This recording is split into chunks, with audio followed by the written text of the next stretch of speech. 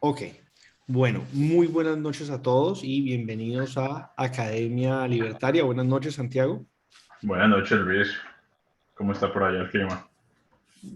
Frío ya, lastimosamente ya ahorita sí, ya muy frío, muy oscuro como siempre. Bueno, Ok. entonces, Santiago y a todos pues nuestros asistentes, la idea de hoy vamos a hablar del tema de la vacunación forzosa y la libertad individual, ¿no? Y cuál sería la posición libertaria desde ese punto de vista. Y hemos presentado entonces, o vamos a presentar este tema en 5 partes. Vamos a estudiarlo, digamos, en 5 aspectos. Entonces, la idea, como siempre, vamos a ir nuestra sesión de hoy en 2 partes. La primera parte es la presentación del tema que vamos a hacer Santiago y yo. Si en esa presentación hay alguna pregunta muy puntual para aclarar algo muy concreto de lo que estamos diciendo, nos pueden preguntar ahí. Si no, en la segunda parte de este video, digamos, lo dejamos para todas las preguntas y comentarios que ustedes tengan y ya, digamos, interactuar, etcétera. Entonces, esa es, digamos, la idea de hoy, como siempre lo hemos hecho, ¿no? Entonces, en primer lugar, pues, como ustedes se podrán imaginar, este tema de la vacunación forzosa es un tema de muchísima actualidad.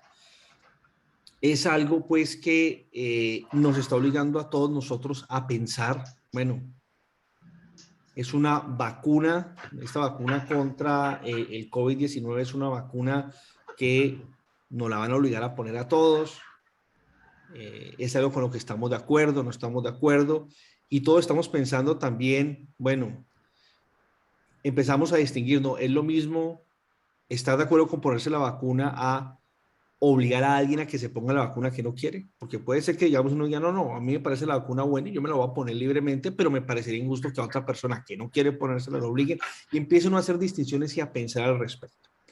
Y es importante entonces que como libertarios tengamos bien claras las cosas y los elementos que hay en juego. En segundo lugar, a manera de introducción quiero decir esto otro, pero lo importante es caer en la cuenta que esta no es la primera vez que el Estado hace obligatorio una vacuna. Es decir, muchas otras vacunas ya hoy en día son obligatorias y se obliga a todos nosotros a ponérnoslas. Es decir, esto no es algo que el Estado esté intentando hacer por primera vez. Sin embargo, sí está ocurriendo con esta vacuna algunas cosas que nunca antes habían ocurrido. Ya hablaremos de algunas de ellas. Por lo pronto quiero mencionar solamente una cosa, y es que es la primera vez donde abiertamente se van a poner restricciones claras a aquellas personas que no se quieran poner, digamos, las vacunas.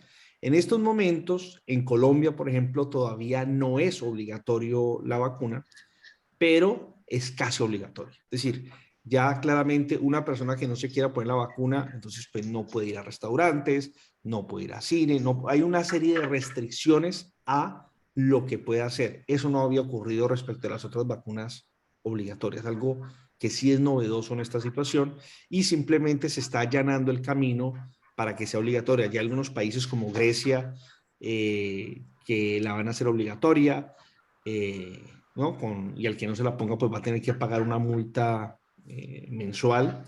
Y pues ya la canciller alemana de salida anunció en reunión pues con todos los eh, ministros, presidentes de cada estado federal, también en Alemania van a volver la vacuna, por ejemplo, obligatoria. O sea que ya es una cuestión de tiempo para que se vuelva esto pues una ola de obligatoriedad en todos los países, aunque, como ya hay que decirlo, ya hay coacción al respecto, porque se está restringiendo, ¿no? Usted quiere viajar en avión, tiene que tener la vacuna, si usted quiere, etcétera. O sea, ya hay aquí una coacción clara y vamos camino a que la vacuna sea obligatoria. Lo otro nuevo con esta, digamos, vacuna, que no ha pasado con las otras vacunas obligatorias, es que aquí no se sabe realmente todavía qué tan eficaz es la vacuna.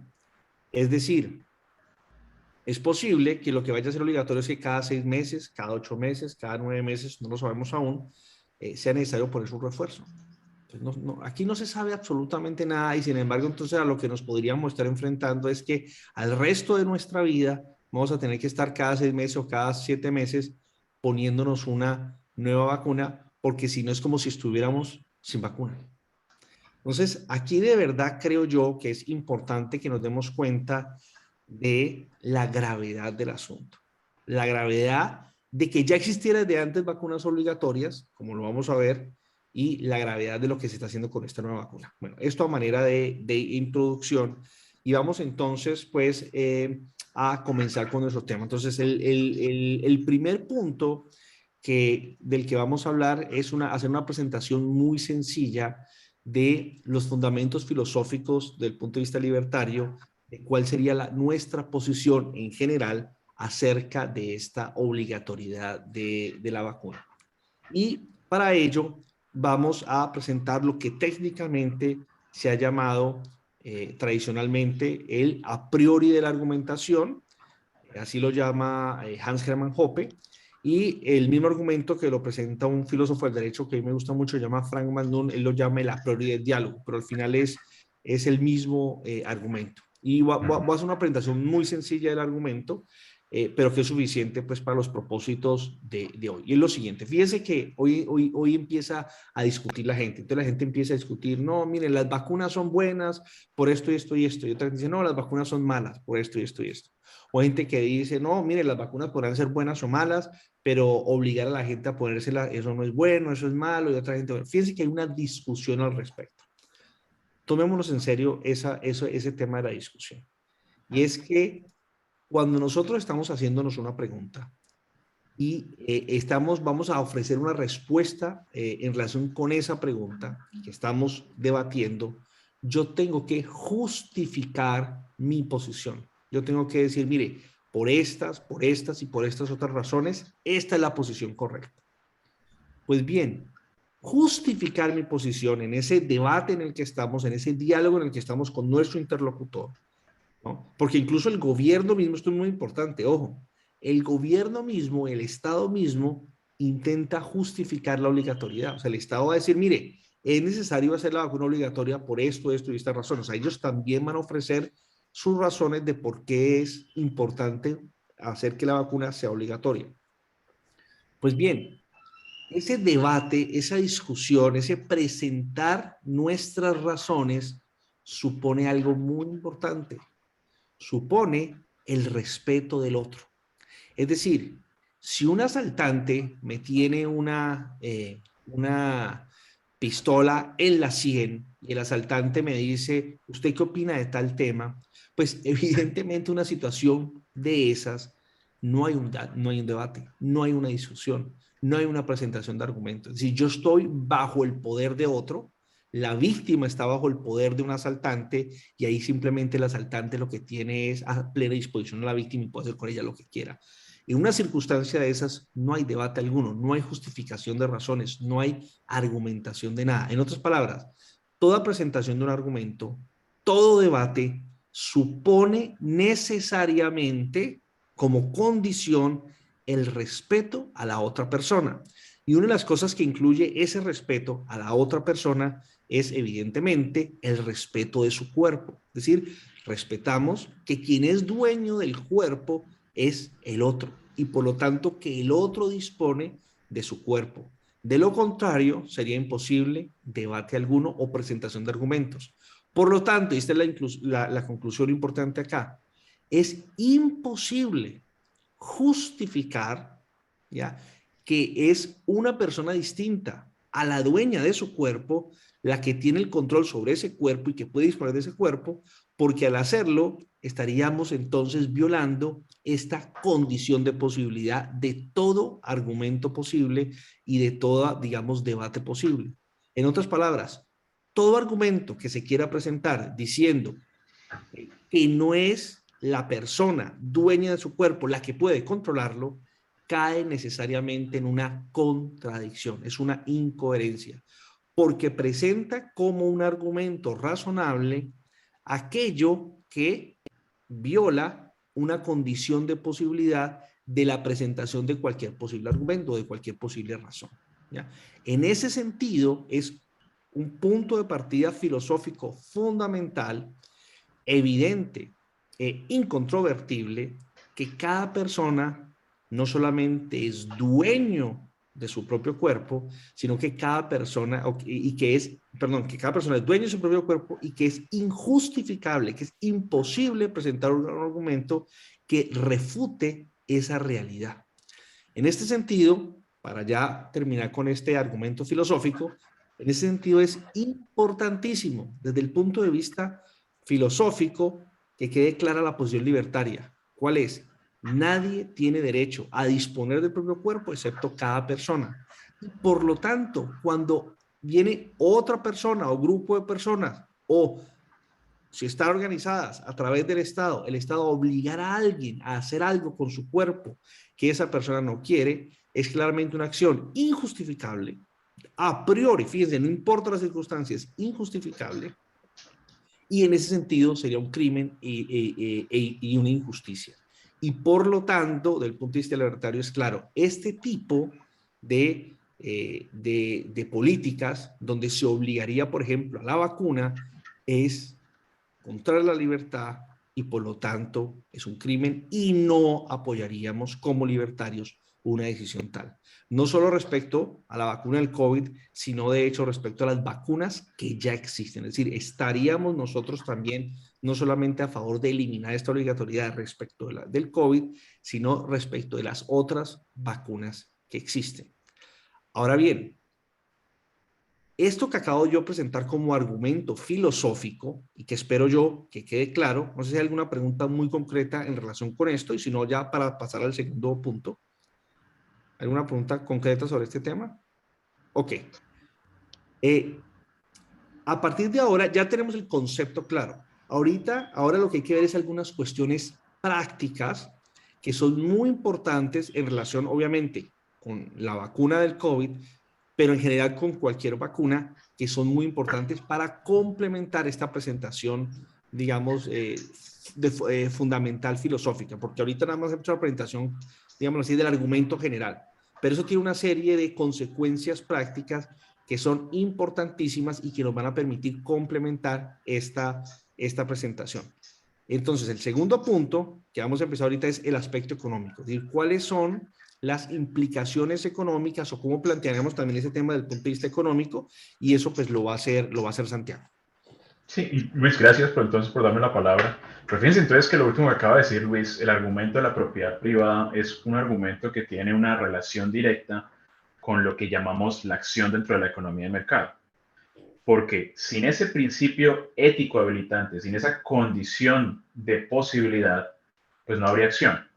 Y si no hay acción, finalmente, si nosotros no podemos contar con que somos dueños del despliegue de capacidad física y mental que podemos llevar a cabo con nuestro cuerpo, es decir, si no somos dueños de nuestro trabajo y si no somos dueños de los frutos de ese trabajo, sencillamente no hay incentivo alguno para satisfacer necesidades propias a través de la satisfacción de las necesidades de las demás personas. Fíjense que en economía, digamos, siempre hay una aparente dicotomía entre dos conceptos, oferta y demanda, producción y consumo. Pero resulta que no puede haber consumo, o sea, uno no puede comprar cosas si antes no ha producido, si antes no en su mente ha creado una forma en la que se pueden satisfacer necesidades de las personas. Y nosotros nos embarcamos en ese proceso de satisfacción de necesidades ajenas, esperando la recompensa de lo que llamamos una ganancia empresarial pura. Es decir, tenemos que ser dueños de nuestro cuerpo para asignarlo a un curso de acción en particular, para excluir libremente a los demás cursos de acción que consideramos que no nos van a representar una ganancia como este que acabamos de elegir. Y también tenemos que contar con la certeza o con un altísimo grado de probabilidad de que vamos a ser dueños del resultado de ese trabajo. La propiedad privada entonces es sumamente importante a la hora de entender por qué hacemos las cosas y es sumamente importante a la hora de entender los procesos por medio de los cuales se genera riqueza y superamos nuestro estado, por así decirlo, natural de pobreza. Pegado a esta discusión, fijémonos cómo podemos categorizar el mandato de las vacunas en este momento. Tenemos un mandato por parte del Estado diciendo lo siguiente: la gente puede interactuar, la gente puede intercambiar, la gente puede ir a un restaurante cuando quiera, excepto que no van a poder hacerlo si no se satisface una condición. A eso lo llamamos sencillamente una prohibición. Es decir, de la misma forma, por ejemplo, que hay dos agentes estatales, dos agentes del mercado, dos individuos, uno queriendo comprar droga, el otro queriéndola vender. El Estado no permite ese intercambio. Y fíjense cómo las dos partes pierden utilidad. En este caso estamos ante lo mismo. Usted puede ir al restaurante de Luis Eduardo. Sí, solo sí, Luis Eduardo es capaz de demostrarme a mí que exigió el carnet de vacunación. Por cierto, carnet de vacunación, que si es que acaso sirve este dato, entró en vigencia su obligatoriedad para, digamos, pedirlo en estos establecimientos públicos a partir del 16 de noviembre. Entrado en vigencia un decreto, pues, que es el 1408 de este año. Entonces, si quieren, digamos, consultar la norma concreta cuyas implicaciones estamos discutiendo en este momento. Entonces, hay una prohibición. Económicamente hablando, ¿cómo entendemos que es esa prohibición? Digamos que existe una racionalidad económica y es precisamente la racionalidad económica, por así decirlo, reinante, pues, por parte de la mayoría de la opinión pública que permea ciertas instituciones jurídicas. Esto se llama, para decirlo solamente en términos técnicos, externalidades. Existen externalidades negativas y positivas. Obviamente podríamos presentar estos dos conceptos de una forma pues, mucho más sofisticada, pero vamos a tratar de presentarlos de la forma más sencilla posible. Entendemos por una externalidad negativa cuando unos intercambios o un intercambio en particular tiene efectos negativos sobre terceros. Es decir, sobre un intercambio perjudica a terceros. Piensa que de entrada, esto no pareciera ser una discusión económica. Es decir, cuando la acción de un individuo daña a otro, estamos finalmente en el campo de una discusión jurídica. Y siendo un poco más técnicos, estamos ante la identificación de un nexo causal entre el actuar de una persona y el perjuicio de otra.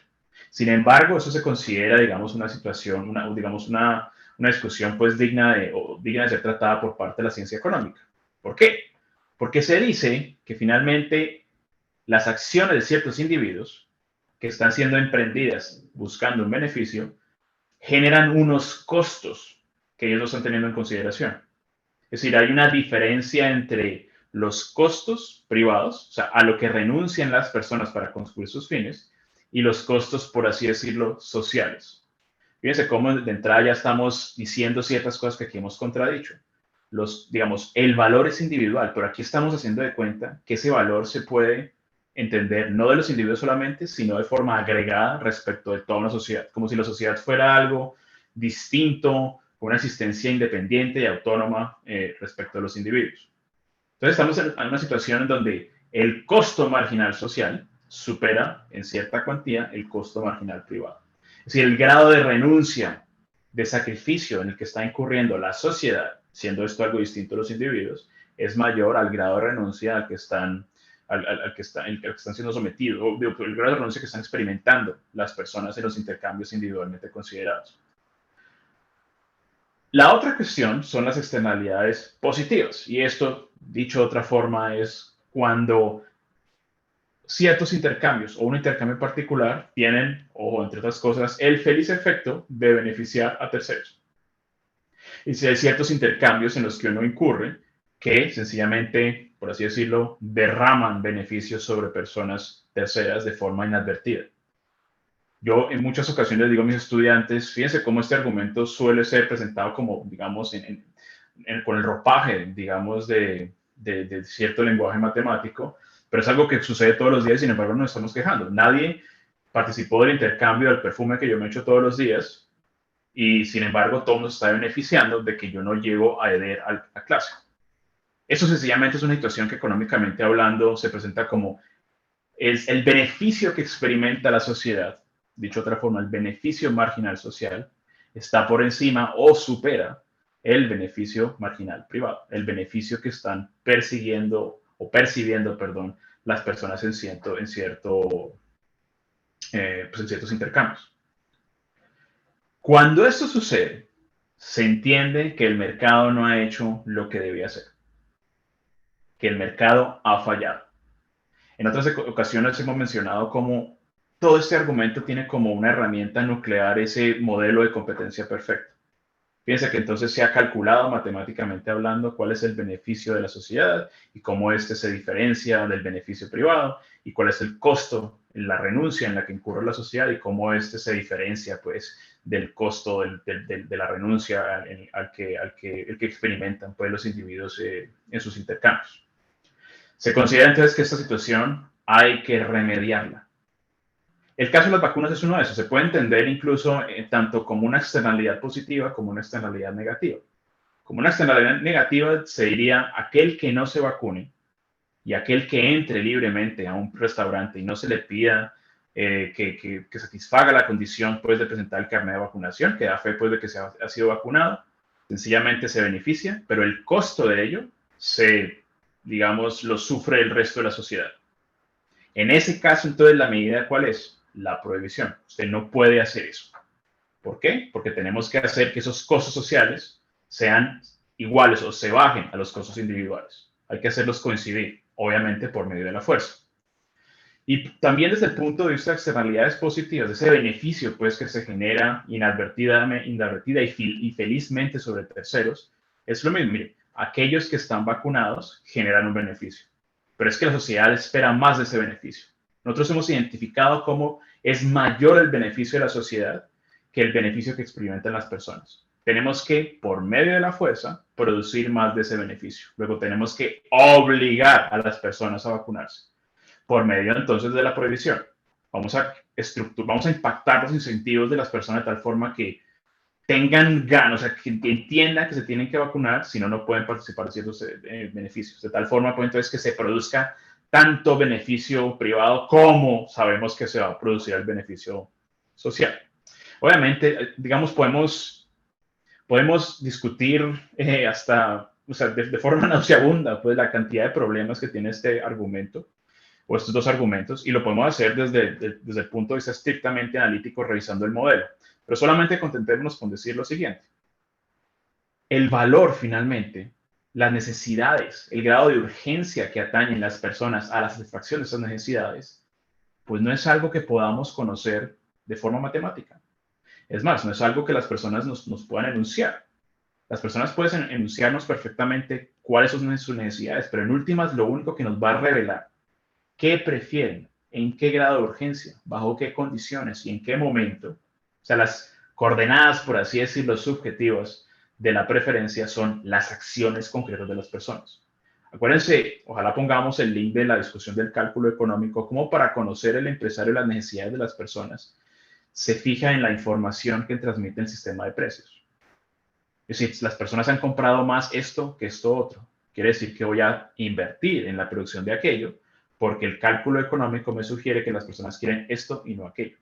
Y también con el cálculo económico, el empresario va a poder evaluar su labor. Es decir, si finalmente cometí un error porque resulta que invertí tiempo, trabajo, capital y tierra en la producción de esto, teniendo yo más pérdidas que ganancias, me he dado cuenta, o el consumidor, por así decirlo, me está haciendo saber sin ningún tipo de palabras, que la decisión que tomé fue errada, que identifiqué de forma errada las necesidades de las personas y en los grados de urgencia pues que no debían. Entonces, realmente llegar a concluir que hay algo, digamos, distinto al valor subjetivo, y siendo esto el valor objetivo de la sociedad, pues es algo, digamos, que tiene una serie de problemas desde el punto de vista económico. Obviamente estoy partiendo de las enseñanzas de la Escuela Austriaca de Economía y de la teoría subjetiva del valor propia de esta, mejor dicho. Vamos a discutir más adelante qué tipo de problemas, o mejor dicho, no hay problemas, sino las implicaciones de esto. Por ejemplo, ¿hasta dónde llega la prohibición si finalmente, potencialmente, todas las acciones pueden eventualmente, de una forma u otra, dañar a otras personas? Si cada vez que yo salgo de mi casa, finalmente estoy embarcándome en una serie de acciones que potencialmente podrían dañar a otras personas. Luego, ¿por qué parar ahí? Ya vamos a discutir eso. Creo que Luis va a discutir más adelante esto. Y luego con el beneficio, o sea, toda acción que yo hago, en la que yo me embarco, inadvertidamente y felizmente, tienen el efecto de beneficiar a ciertas personas. Entonces, ¿dónde para la exigencia de la producción del beneficio? Ustedes tienen que hacer más de esto porque potencialmente beneficia a una gran cantidad de personas. Luego, el mandato del Estado de las vacunas se puede extender a una gran cantidad de cosas. De hecho, el número de cosas, digamos, de cursos de acción posibles a los que se puede extender esta obligatoriedad de las vacunas, de pedir el carnet de vacunación a la luz de este decreto, pues sencillamente es infinito. Fíjense entonces, hablando de, o retomando el argumento que nos presentó Luis Eduardo acerca de la propiedad, o sea, de la condición de posibilidad de cualquier acción. Existe, digamos, algo muy delicado que hay que hacer para, primero, identificar esas fallas del mercado y, por otro lado, tomarse el Estado las atribuciones para corregir supuestamente este mercado. Y en última, lo que tiene que hacer el Estado es definir el derecho de propiedad de tal forma que se lo permita. Fíjense que en nuestro caso, en el caso, digamos, de la Constitución colombiana, la Constitución define el derecho de propiedad de una forma muy estratégica, de tal forma que le brinde la posibilidad al Estado de determinar cuándo uno es dueño de las cosas y cuándo no. Voy a parafrasear la Constitución. Se dice dentro de la Constitución que la propiedad sí es un derecho, pero también es función social.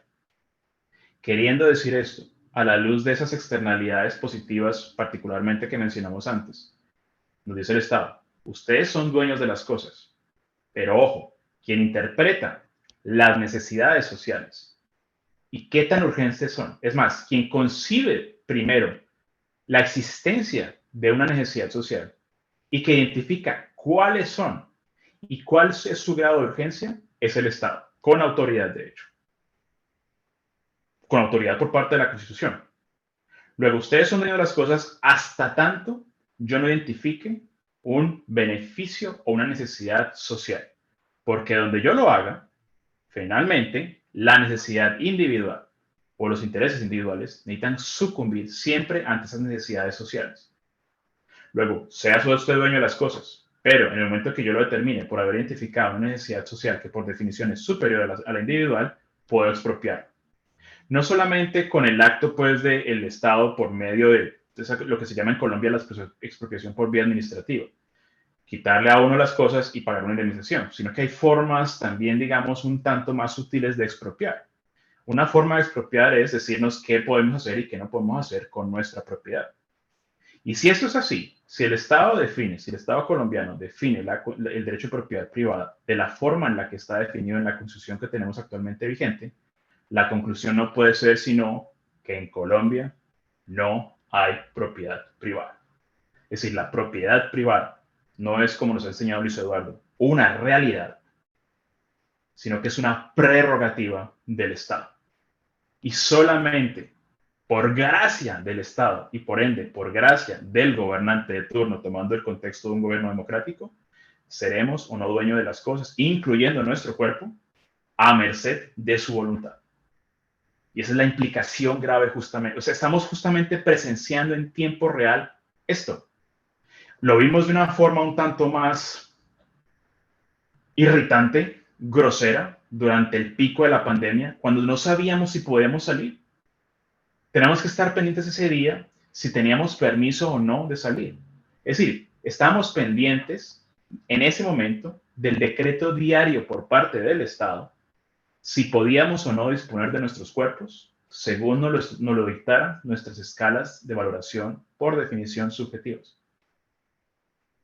No se nos puede olvidar eso, las cosas se han relajado un poco, pero no se nos puede olvidar las atribuciones que se tomó el Estado, perfectamente legales a la luz de la Constitución que tenemos hoy en día vigente.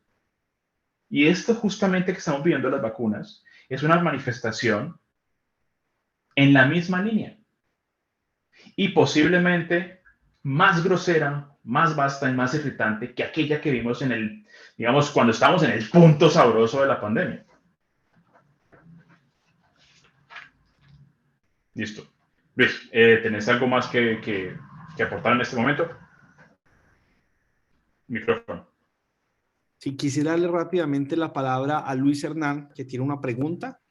Sí, Levantó la adelante, mano, entonces Luis Hernán. Sí, buenas noches, profes. ¿Cómo están, Luis y Bien. Santiago? ¿Cómo están? Muy bien, gracias.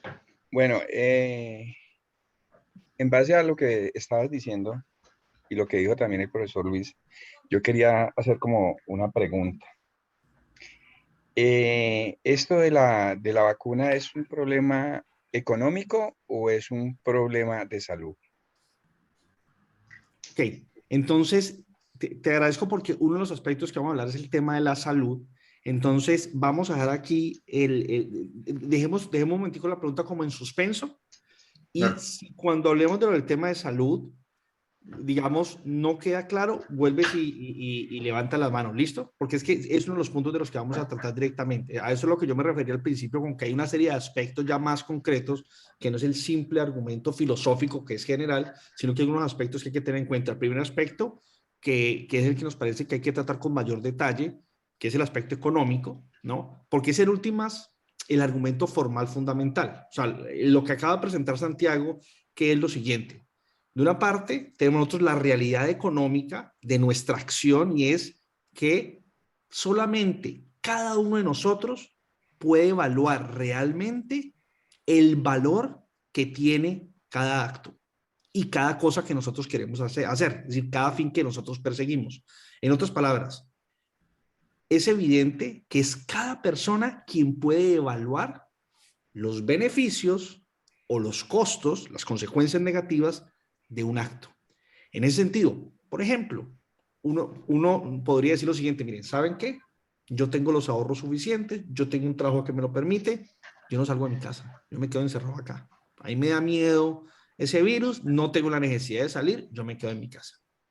Y otra persona que dice, por ejemplo, oh, sí, el virus me da miedo, pero ante el riesgo de contraer el virus y morirme de hambre porque tengo que salir a trabajar, pues yo salgo a trabajar. Entonces, cada persona está en una situación donde evalúa sus circunstancias y dice, mire, aquí hay un riesgo, pero ese riesgo yo lo... Y ese es un riesgo que nosotros tomamos todos los días, no solamente respecto del virus, sino respecto de cualquier cosa. Puedo salir a manejar en el carro, me puedo estrellar y me puedo morir. Es perfectamente posible, ¿no? Y nosotros decimos, bueno, existe ese riesgo, pero lo contrapongo otra cosa y valoro como positivo correr el riesgo. Y así sucesivamente respecto de cada cosa.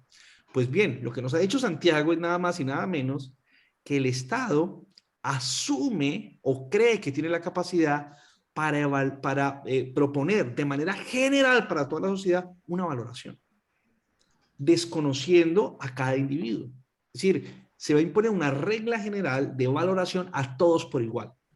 Y es evidente que la consecuencia necesaria de una decisión así, no solamente es imposible saber esa valoración, es decir, determinar como beneficioso o como un costo negativo, es imposible hacerlo universalmente, o sea, económicamente es algo que es imposible de hacer, sino que adicionalmente lo que va a hacer es establecer una serie de beneficios y costos de manera injusta.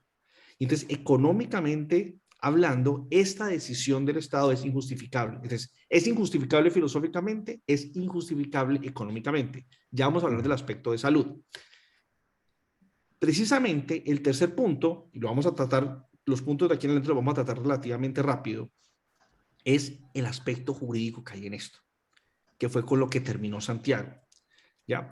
Y vamos a mencionarlo yo rápidamente, lo voy a mencionar y Santiago si quiere añadir algo, pues añade algo. El primer punto es, Claro. esto que acabo de decir yo, fíjense ustedes, hemos dicho que el punto de partida del libertarismo es el axioma de la no agresión. Y una de las cosas que estamos diciendo en el axioma de la no agresión es que solamente se justifica el uso de la fuerza contra otro ser humano, es decir, obligarlo a hacer algo, siempre y cuando haya una amenaza o una amenaza cierta, ¿no? De agresión contra la persona o propiedad de otro. O en caso de que esa agresión haya ocurrido para restablecer el derecho. Muy bien, pensemos nosotros lo que significa lo que se está haciendo acá. Es decir, no se ha confirmado que una persona ha ido y ha en efecto, digamos, enfermado a otra. Eso no, es simplemente el riesgo. Es decir, ante el solo riesgo, ante solo la posibilidad, se están tomando medidas coactivas. Imagínense ustedes que nosotros aplicáramos esa forma de razonar respecto de cualquier riesgo, respecto de cualquier cosa, o respecto de cualquier enfermedad, o respecto de cualquier acción. Estaríamos en el mundo de la arbitrariedad y de la locura. ¿Ya? El solo hecho de que alguien fuera un riesgo, por ejemplo, de hacerme daño a mí, no justificaría que yo hiciera, digamos, utilizar la fuerza contra esa persona. Evidentemente eso es injustificable. Tiene que haber, ¿qué? Una amenaza de agresión, una amenaza cierta de agresión.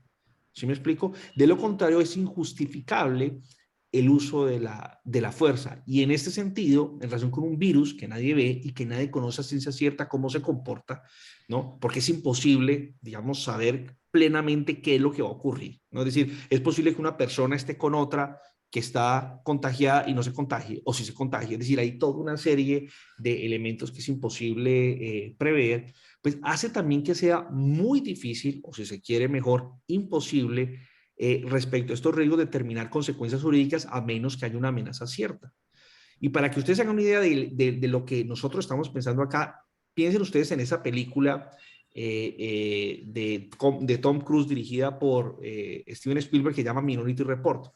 Si de pronto alguno no se la ha visto, la premisa de la película es bastante sencilla y es, hay una serie de videntes, ¿no?, que tienen la capacidad para predecir el futuro, no, perdón, más que predecir el futuro es predecir cuando alguien piensa en matar a alguien o en cometer un crimen. Entonces, alguien tiene el pensamiento, yo voy a matar a tal persona, o yo voy a robar a alguien, y apenas tiene ese pensamiento, estos videntes, digamos, ven ese pensamiento, se lo anuncian a la policía y la policía va y captura al que tuvo este pensamiento.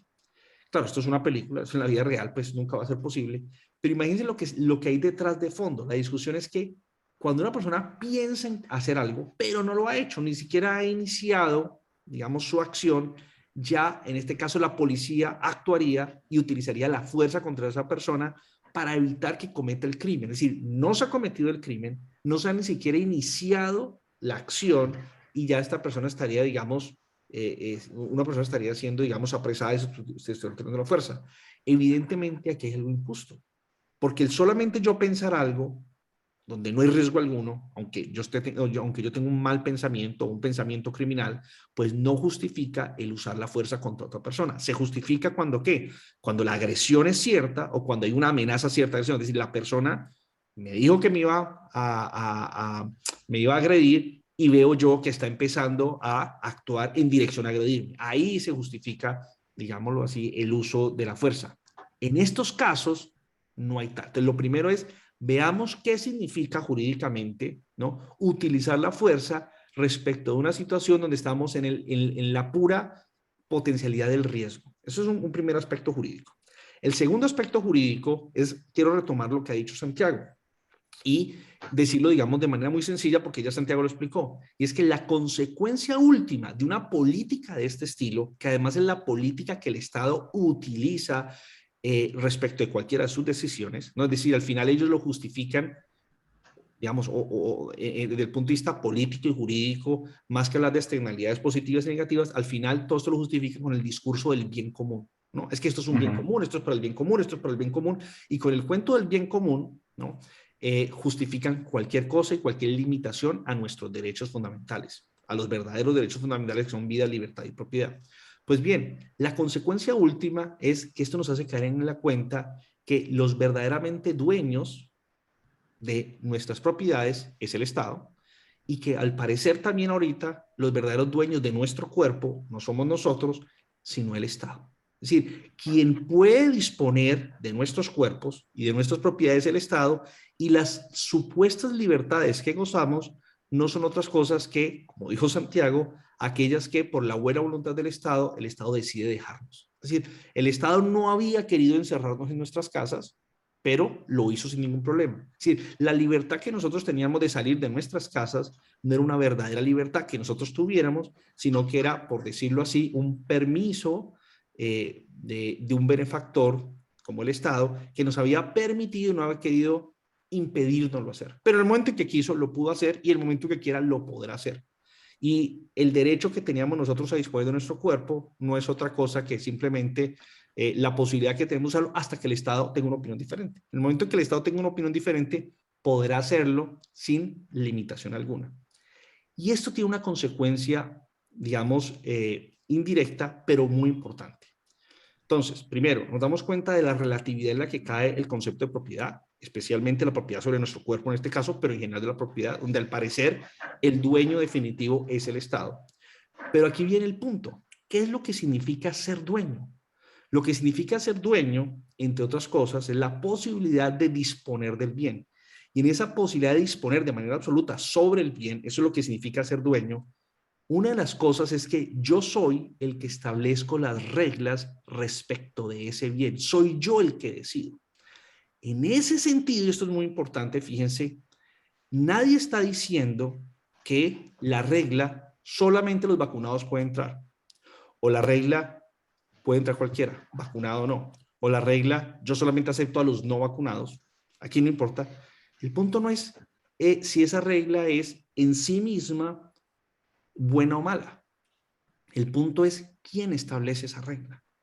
En otras palabras, lo que nosotros estamos diciendo es, desde el punto de vista libertario, esa regla solamente tiene derecho a ponerla el verdadero dueño.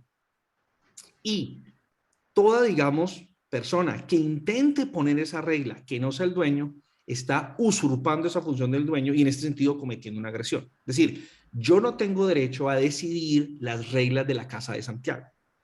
Por ejemplo, Santiago podría tener dentro de las reglas de su casa es, oh, al que yo invito a mi casa, puede ir a mi casa, pero una condición es que en mi casa no se fuma. Si a usted le gusta fumar, en mi casa yo no admito que se fuma. El olor a cigarrillo me molesta. Bueno, digamos, a la hija de Santiago también le molesta y a nosotros no nos gusta el olor a cigarrillo. Fíjense que nosotros, ¿qué diríamos como libertarios? ¿Es justo o injusto? No, él es el dueño, él puede poner esa regla. ¿Contra qué estaríamos en contra? Con que haya una regla generalizada que diga en las casas no se puede fumar.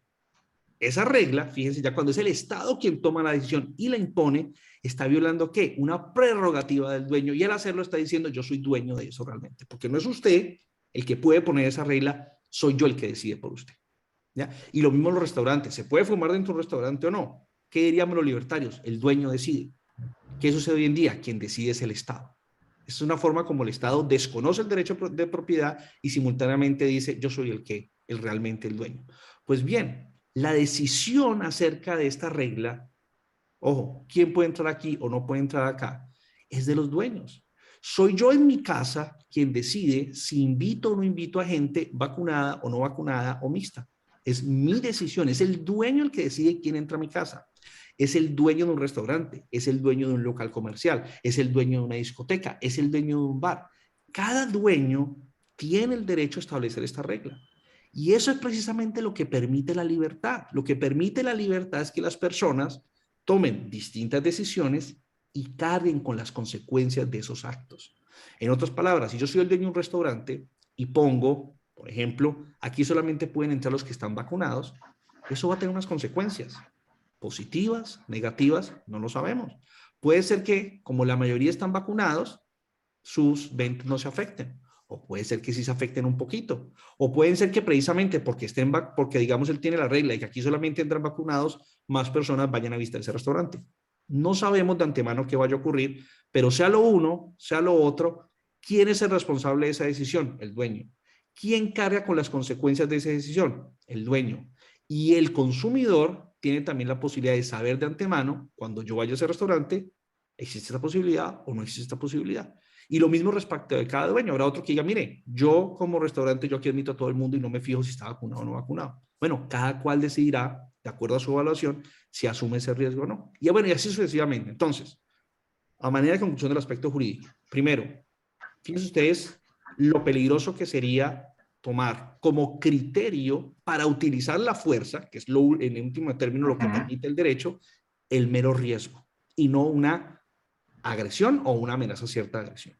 En segundo lugar, cómo la institución de la propiedad privada queda completamente, en último término, eliminada cuando planteamos las cosas de que, con motivos de un supuesto bien público, o en términos económicos, de estas externalidades negativas y positivas, el Estado asume la prerrogativa de definir y disponer no solamente de nuestra propiedad, sino de nuestro cuerpo. Y la consecuencia, digamos, directa de esto es precisamente que nosotros estamos afirmando, como tercer punto, que quien tiene derecho a establecer esas reglas es el dueño de la casa, el dueño del local, el dueño del restaurante, etcétera, etcétera, etcétera. Y eso permite en una sociedad que se asuman los costos y los beneficios de manera responsable por cada cual. Ese es el tercer punto, que es el aspecto jurídico, y no sé si Santiago quiera añadir algo. No, justo, o sea, ese punto a mí me gusta mucho justamente porque, es decir, la realidad que es la propiedad privada, o sea, esa condición de posibilidad de la acción, supone que somos dueños de nuestro trabajo y también seremos dueños de los frutos de ese trabajo.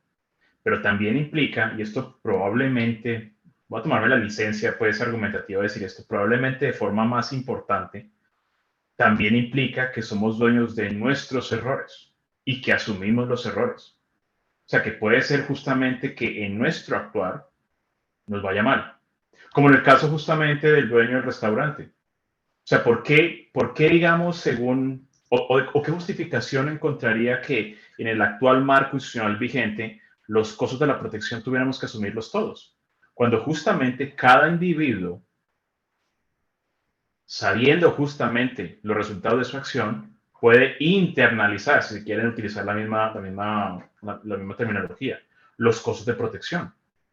Y si es que daña a alguien con sus acciones, pues tendrá que pagar, porque eso también es una implicación importante de ser dueño de uno mismo, digamos, del derecho a la propiedad privada y de disponer digamos, de disponer absolutamente de nuestros medios presentes y de los futuros. Sería solamente eso, digamos, lo que tendría por complementar. Muy bien. ¿Hay aquí alguna pregunta concreta respecto de este aspecto jurídico? Muy bien. Vamos a pasar ahora al aspecto de salud pública. Porque nos podría responder alguien, ojo, pues aquí es una situación muy particular porque estamos hablando de un tema de salud pública. Y evidentemente, si va envuelta la salud, pues aquí no estamos frente a crímenes normales o acciones normales, digamos, en la sociedad, sino que estamos frente a una cuestión donde necesariamente el Estado tiene que intervenir, porque es una cuestión de salud pública. Ok, veamos entonces este tema y veamos estos argumentos. Quiero empezar presentando a ustedes las implicaciones de este tema de salud pública. Y es lo siguiente, si nosotros le entregamos un área de nuestra vida al Estado, como en este caso la salud, porque hoy en día la salud está completamente estatizada, es decir, la prestación del servicio de salud y la compra del servicio de salud es, digamos, un área en la que no hay libertad, ¿no? El Estado tiene esta área completamente regulada. El Estado ha establecido un sistema de hospitales y el Estado establece cuáles son las condiciones para poder fundar un hospital. O sea, no se puede, digamos, fundar libremente un hospital y ofrecer este servicio. Toda persona está obligada a contratar una EPS, es decir, no es una cuestión donde yo libremente veré cómo me financio yo mi salud, no, obligatoriamente hay que hacerlo a través de una EPS y evidentemente montar una EPS y fundar una EPS tiene toda una serie de requisitos que el Estado también establece y los precios que se manejan en el sistema, es decir, la cotización a la EPS, los precios por los servicios que se prestan, es decir, cuánto cuesta una operación, cuánto se va a pagar en el sistema, cada precio está completamente regulado por el Estado. En otras palabras, es un área en donde no hay libertad alguna. Es decir, contrario a lo que la gente cree, especialmente la gente izquierda suele presentar nuestro sistema de salud, y en general el sistema de salud en todo el mundo, como un sistema privado. Nuestro sistema de salud no es privado, está completamente estatizado. Y esa figura, digamos, de la estatización del sistema de salud, pues admite muchas formas. Una de las formas de esa estatización es la nuestra, y podría haber, digamos, una estatización completa como la hay en Cuba. Y, digamos, ya se imaginan ustedes desde Cuba, pasando todas las variedades, pero al final, la pregunta que hay que hacerse es respecto al tema de salud. ¿Hay libertad de empresa? ¿Hay libertad de precios? Etcétera. Y mientras nos hacemos esa pregunta, vamos contestando sí, no, y ahí nos damos cuenta cómo el sistema está completamente estatizado.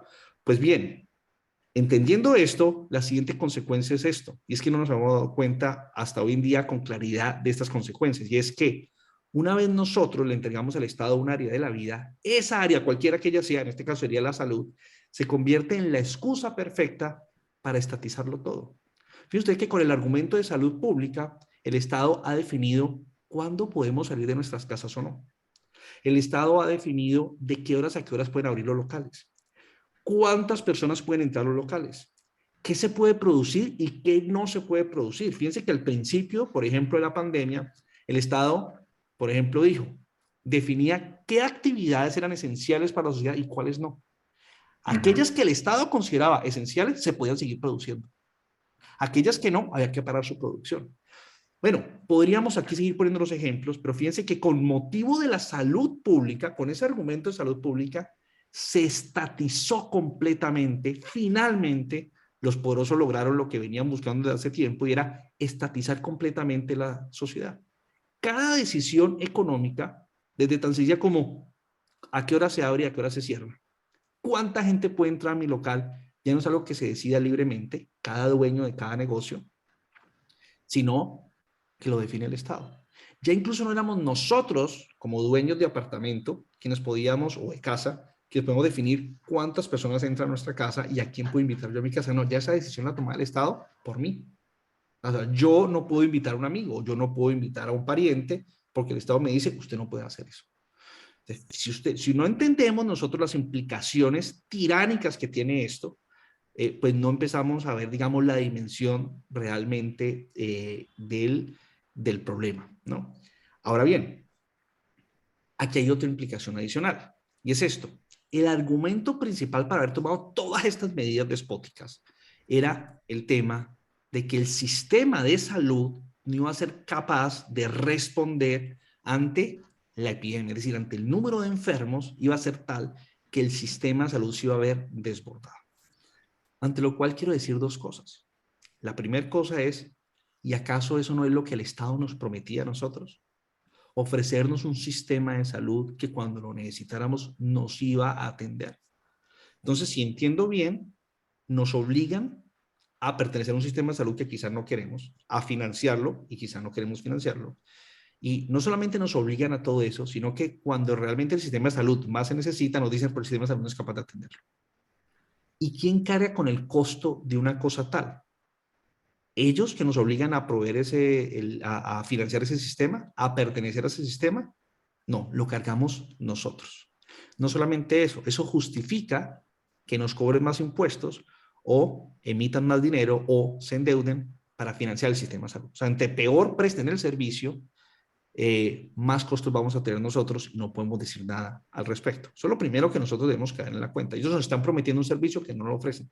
Pero lo más interesante de todo es lo siguiente. Esto revela algo muy importante, que no solamente se aplica al sistema de salud, sino en general. Y es esto, que el hecho de que un servicio o un bien lo produzca el Estado no elimina la escasez de recursos. Muchas veces la gente dice, no, pero es que en el libre mercado, ¿quién va a proveer ese servicio para los pobres? Y lo que hay detrás de este argumento, es decir, es que si nosotros socializamos ese bien o ese servicio, entonces va a haber abundantemente ese bien para todos y va a alcanzar para todos, incluso para los pobres. Es decir, si se produce privadamente, escasez de recursos, no va a alcanzar el bien. Pero si se produce públicamente, alcanza para todos. Eso obviamente va en contravía de la realidad económica y de la realidad misma, porque ningún recurso es, digamos, abundante. Todos los recursos, pero si son objeto de economía, pues todos los recursos son escasos necesariamente. Es decir, el cuento de que el número de camas es limitado, lo es en un país socialista o en un país capitalista, pues no tiene nada que ver. Hay un número limitado de camas y de recursos. El punto es cómo se definen, para qué y de qué manera se van a utilizar esos recursos. Ahora bien, fíjense ustedes que en un mundo completamente libre, en las relaciones contractuales se define esto. Entonces, por ejemplo, yo voy a contratar mi seguro de salud y al contratarme, la empresa que me está ofreciendo el servicio dice, miren, ojo, en el caso que venga una pandemia, si usted quiere tener atención privilegiada, usted puede pagar esta prima extra. O usted puede pagar esta otra. Y entonces le ofrecen a uno y uno sabe cuánto cuesta tener acceso, digamos, a ese uso privilegiado. O digo, ¿saben qué? Yo corro el riesgo y yo no pago eso. Me estoy poniendo un ejemplo, eso podría, digamos, contractualmente reglamentar de otra forma. Pero el punto es que cada persona en un sistema libre sabe cuánto le cuesta este recurso.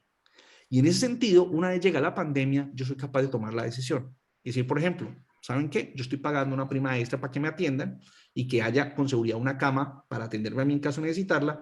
Yo hay cierto riesgo que puedo correr y salgo a la calle. U otra persona dice, mire, ¿sabe qué? Yo voy a tener mucho cuidado acá porque si me atienden, yo no estoy pagando esta cosa. Entonces, fíjense, En una situación así, cada persona sabe los costos que hay. Y cada persona asume la responsabilidad de esos costos. Y muy importante, si yo estoy pagando por un servicio y no me lo ofrecen, yo puedo demandar. ¿Cómo así que yo estoy pagando por este servicio y no me atienden? Hay una violación contractual. Pero hoy en día no pasa ni lo uno ni lo otro. Ni las personas asumen los costos, ni tampoco asumen los costos quienes ofrecen el servicio. Es decir, aquí ni asumen los costos el Estado que está ofreciendo un servicio en último término, ni asumen los costos de las personas. Es decir, es un sistema de la absoluta irresponsabilidad. Eso sí, es un sistema del absoluto control por parte del Estado. Entonces, evidentemente, el tema de la salud pública es muy importante, pero el tema de la salud pública no es diferente a, digamos, cualquier otra actividad de la vida donde nosotros decidimos que tiene que haber libertad. Es decir, también en los asuntos de salud tiene que haber libertad para que cada cual pueda asumir la responsabilidad y podamos nosotros no solamente asumir la responsabilidad, sino que podamos nosotros exigirle al oferente del servicio de salud cuando él incumple su contrato. Como aquí no hay un contrato, sino una relación política, pues el Estado puede hacer lo que él quiera. Y de hecho es la peor manera de economizar los recursos escasos del sistema de salud, es hacer lo que nosotros hemos hecho, estatizarlo, como lo demuestra claramente esta pandemia. Muy bien. No sé si Santiago quiera añadir algo, digamos, a este tema, como al tratar con el tema de salud pública, por una parte, justifica plenamente la estatización de la sociedad, como lo hemos visto, y en segundo lugar, hace el sistema un sistema completamente irresponsable. Irresponsable desde el punto de vista individual, donde los individuos no podemos evaluar la consecuencia de nuestros actos, pero también irresponsable desde el punto de vista del oferente del servicio, donde independientemente de lo que ocurre, nadie carga aquí con ninguna responsabilidad. En concreto, perdón, se me está olvidando esto, pero en concreto, por ejemplo, respecto a las vacunas, que es lo que importa ahorita acá, fíjense ustedes, nadie sabe, dejemos a un lado las consecuencias o los efectos secundarios de las vacunas en el corto plazo, dejemos a un lado eso, pero nadie sabe los efectos secundarios de las vacunas a largo plazo. Nadie lo sabe porque es imposible saberlo. Es decir, no han pasado 8, 9, 10 años para saber esos efectos. Es imposible, es decir, no puede haber, o digamos, tenemos que esperar unos 10 años para saber esos efectos secundarios a largo plazo de las vacunas. No sabemos si son muchos, si son pocos, si los hay, si no los hay, es imposible. Ahí hay un riesgo. Si el día de mañana se demuestra, como ha ocurrido en el caso de otras vacunas en el pasado, que sus efectos secundarios son peores que, digamos, la bondad que presentaba la vacuna, ¿quién paga por esos daños? Si la vacuna es obligatoria. ¿Acaso el ministro de Salud va a responder por ello? ¿Acaso el presidente va a responder por ello?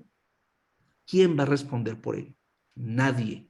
Es decir, se hace responsable a quien, en últimas, al individuo, así el individuo haya querido no ponérselo.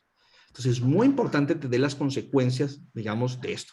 Ahorita sí, Santiago, no sé si quieres añadir algo al respecto.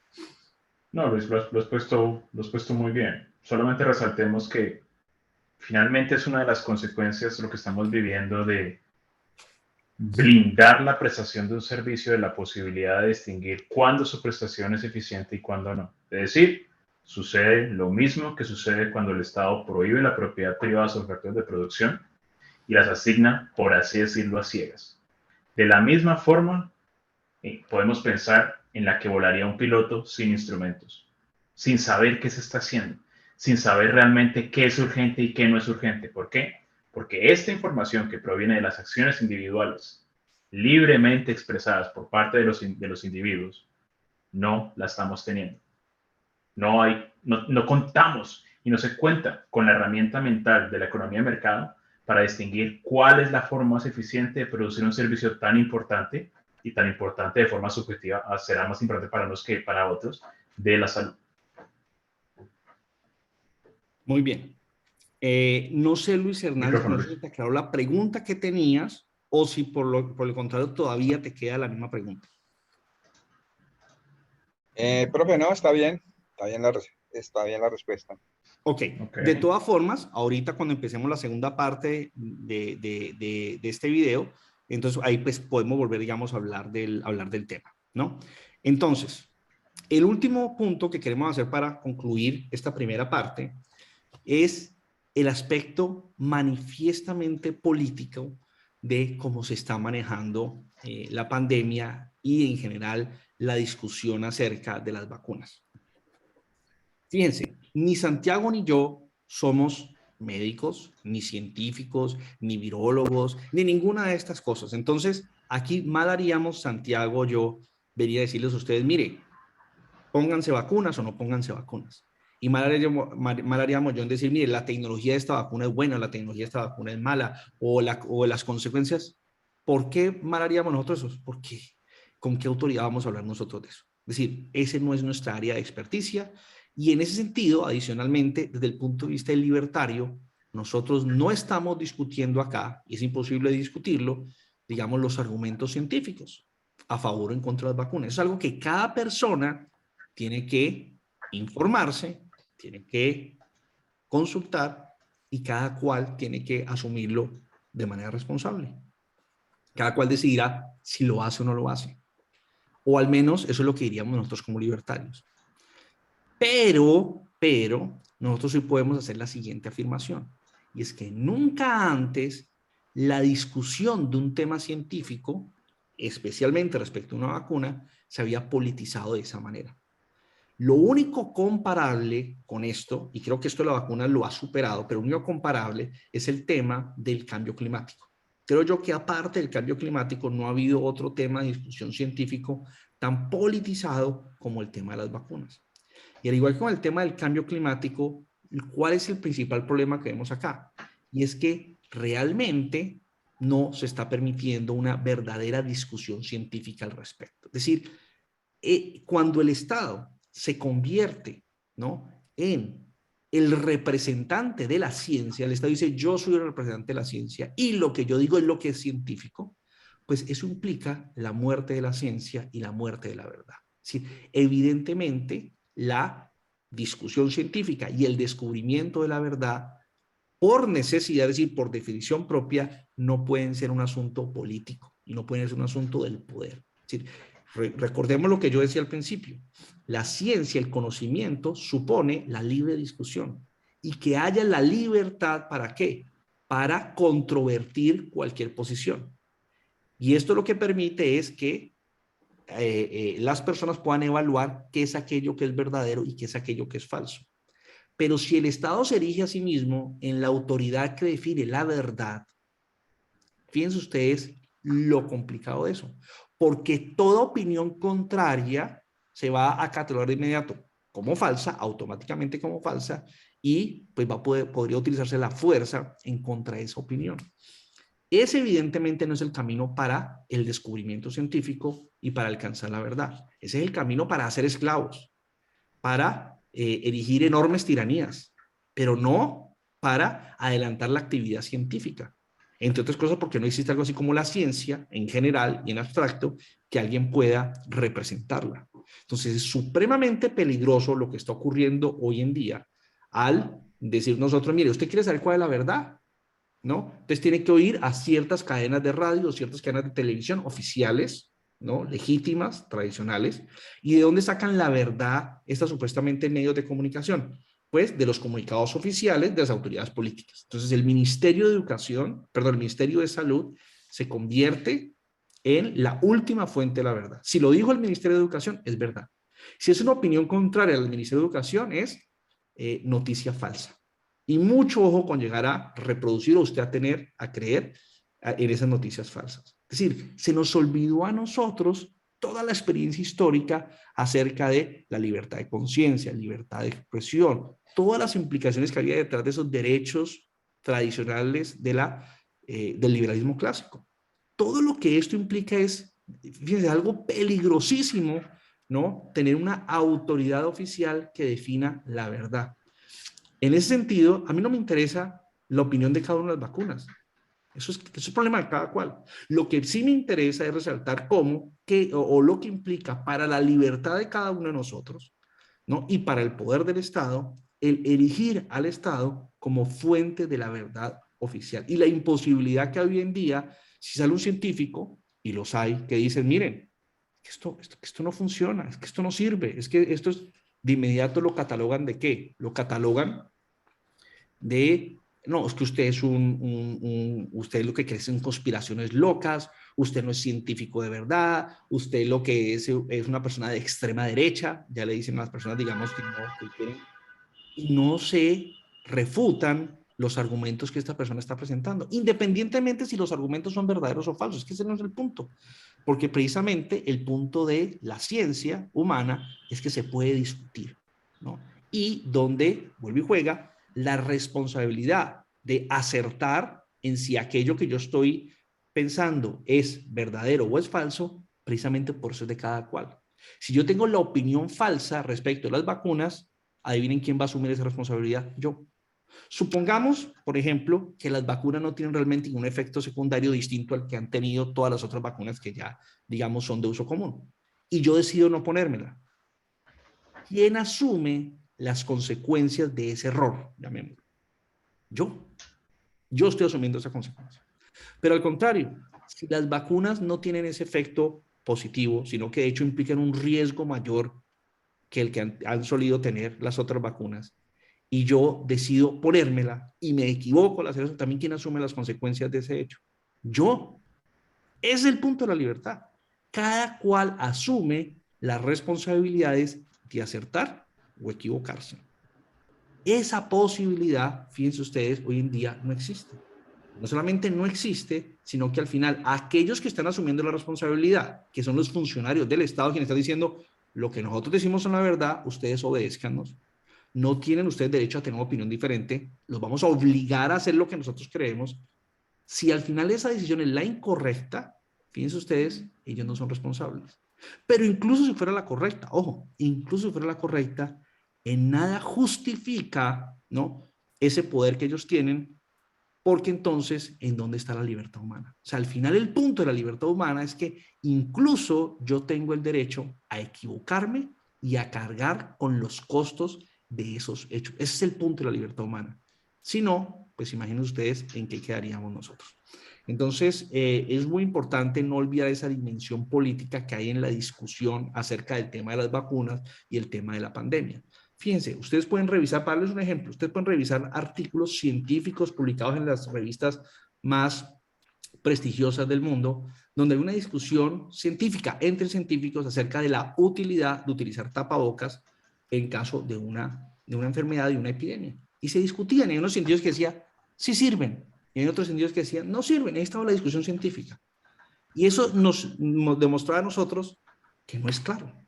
Es decir, que unos científicos tienen una opinión por unas razones y otros científicos tienen otra opinión por otras razones.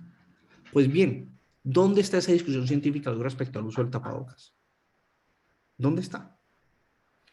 No hay esa discusión. Se silenció una parte de la discusión.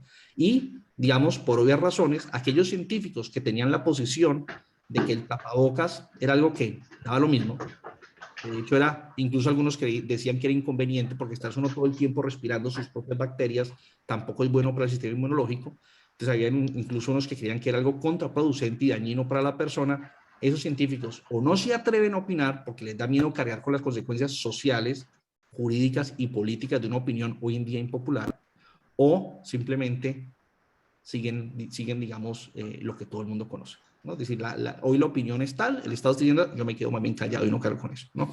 Y los que deciden oponerse tienen un precio. Ahora, ¿quién está diciendo la verdad? Ese no es el punto. El punto es esa realidad sociológica de cómo se está utilizando el poder y que al final lo que hay detrás de esto es menos una discusión científica y de verdad, y es más una estrategia para aumentar enormemente el poder del Estado. No sé si Santiago quiere añadir algo. No, Luis, no. Quisieras como ver qué preguntas hay. Estoy interesado en las preguntas que puedan tener. Entonces vamos a dar por terminado la primera parte del video para pasar a la sesión de preguntas y comentarios. ¿Listo? Entonces voy aquí a dar por terminada la primera parte de nuestra clase de hoy.